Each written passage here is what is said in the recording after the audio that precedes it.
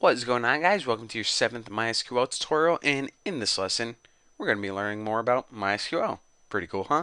So the first thing I want to tell you guys is, say you were in this scenario. You're sitting there working at your desk and the boss comes in and says, Bucky, I need you to give me a list of all of the states our customers are from. So we say, okay, just give me an hour, no problem. Select state from customers. So we go ahead and run this query. An hour later, after taking an extended break, we call our boss back and say, hey, there you go, check it out. So he's reading through this list and he's like, all right, looks pretty good. New York, North Carolina, yada, yada, yada. Okay, what the heck is this? New York again? North Carolina? Bucky, what are you doing? You giving me a wrong list that has like all these duplicate and non-distinct results? What did you just like copy this twice? And we're saying no. Our customers are actually, maybe we have 2 from New York, maybe we have 3 from North Carolina. And he's like, dude, because evidently he calls me dude. He's like, no, I only want a unique list. I don't want duplicate results. So we say, oh, you idiot, you should have told me that. But we don't say that out loud. So in order to get a list of unique or distinct results, in other words, we only want each row to display once, even though we may have additional customers, for example, 4 or 5 customers from New York. If this is the case, we only want to return it once. So in order to do that, we use the keyword distinct right before the column names. Now whenever we go ahead and run this query, check it out. We say, okay, call him back. He checks our work again. New York, North Carolina. Okay, make sure they didn't repeat, and they didn't. Excellent. So that's what you have to remember. Whenever you want distinct or unique results, even though you may have a duplicate result in your data, use the keyword distinct, and it's only going to return that row one time for each value. So now our boss is looking at all of this and he's saying, okay, how come every time you run a query, it returns, like 100 results? And we say, well, because that's how many rows we have in our database. But what if he's saying, okay, is there a way that we could limit the number of results? Because I don't want to be looking at 100 results every time I answer you a question. And we say, well, boss, indeed there is. So in order to do that, just go ahead and run a select statement. So say we wanted to retrieve the ID and the name from customers. Let me just go ahead and copy this and run it.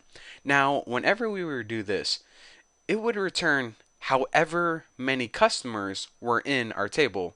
So I think our table has like 100 customers in it. So we would go and we show this to our boss and he's like, dude, I don't want that many. I only want the first 5. So in order to limit your results, use a keyword called limit. That's the beautiful thing about MySQL. It just makes sense in everyday terms. You don't have to like translate it or anything. Whenever you want to limit your results, use the keyword limit. Makes sense? So we go ahead and show him this and he's like, not bad. So based on the first column you select, it takes that criteria and basically we're saying, okay, limit the first 5 people based on their ID number. So as you can see, that is why we got the first 5 people. 1, 2, 3, 4, 5. Oh, excuse me. So now we're saying, okay, that's nice and all, but what if I don't want to start at the very beginning?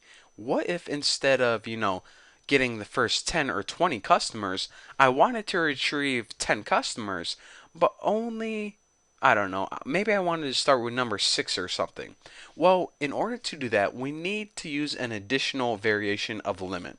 So of course we know that whenever we use limit with one number, it automatically starts at the very beginning. However, there is also a variation where we can use it with 2 numbers. So let me run this query and talk to you guys a little bit about this. Instead of limit 5, I use limit 5, 10 and hit go. And now I can see that it retrieved 10 pieces of data starting with number 5. And if you're saying, okay, this actually starts at number 6, so what the heck is going on? Well, first, let me talk to you a little bit about how limit with 2 numbers works. You can use 2 number limit to specify a range. Now, whenever you're doing this, the first number is your starting point, and the second number is how many rows or how many pieces of information do you want to retrieve. Now, remember, why does this start at 6 even though I put 5 here?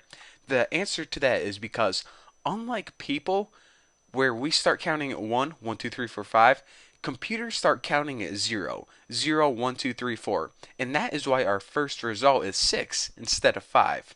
So, one last time, remember this. Limit with one value whenever you hit something like limit 5, that always starts at the beginning. However, if you want to do a range, then you need two values. The first value is your starting point, and the second value is how many pieces of information or how many rows you want to retrieve. So basically, you can use this variation to start anywhere that you want it to.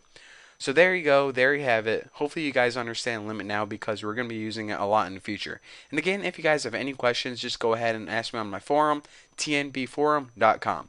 So again, thank you guys for watching. Don't forget to subscribe, and I'll see you guys in the next video.